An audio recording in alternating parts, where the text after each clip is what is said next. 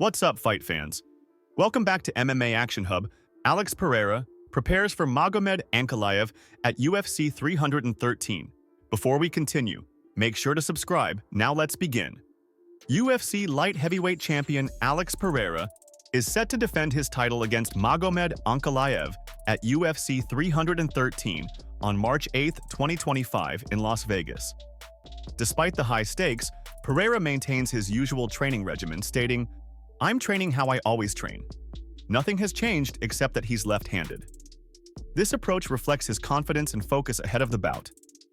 So let's talk about that then, because he's fighting Ankalaev at UFC 313. How is he feeling about the matchup with Ankalaev and the style of Ankalaev compared to what he's been fighting before? He said he's just training as he used to train. Like nothing changed. The only difference is that he's left-handed, but he's just using his own matterhood. Nothing changed actually on the way he's going to fight with that guy. What about if Ankalaev starts to wrestle? What does he feel about the Dagestani's wrestling style? He's saying that he has a lot of experience with jiu-jitsu as well. So he's trained, he's prepared, so he's not scared at all. He's ready to go. Former interim UFC lightweight champion Justin Gaethje recently discussed his experiences in the octagon, highlighting Khabib Nurmagomedov as his toughest opponent. Gaethje remarked, "That night that I fought Khabib, I would say that he was my toughest opponent to date." Looking ahead, he expressed interest in facing current lightweight champion Islam Makhachev, believing it to be a favorable matchup.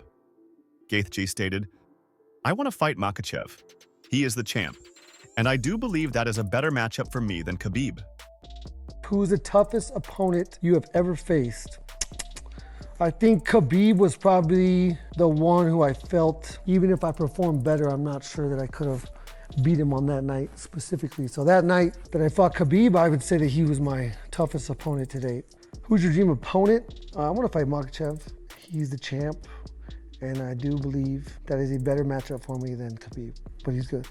In discussions about MMA greatness, Alex Pereira has acknowledged Jon Jones as one of the sport's all-time greats. Pereira emphasized the significance of Jones' numerous title defenses, suggesting that such achievements solidify his status in MMA history.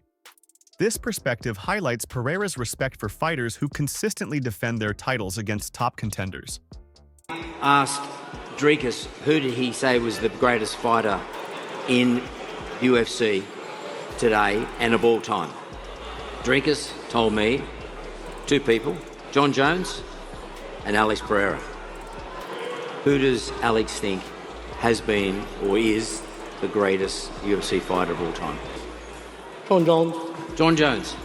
It seems to be unanimous by everybody that they say Jon Jones is the greatest of all time. What is it about Jon Jones? Is it his power? Is it his speed? Or, well, he's obviously fought in a lighter division as well. So what is it about, does Alex think about Jon Jones? What is it makes him so unanimously the best? What matters, biggest number of title defenses in the UFC.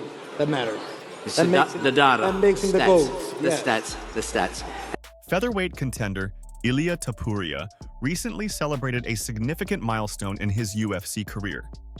Known for his charismatic personality, Topuria was seen singing "Happy Birthday" during a celebratory event, showcasing his joy and gratitude for his journey in the UFC.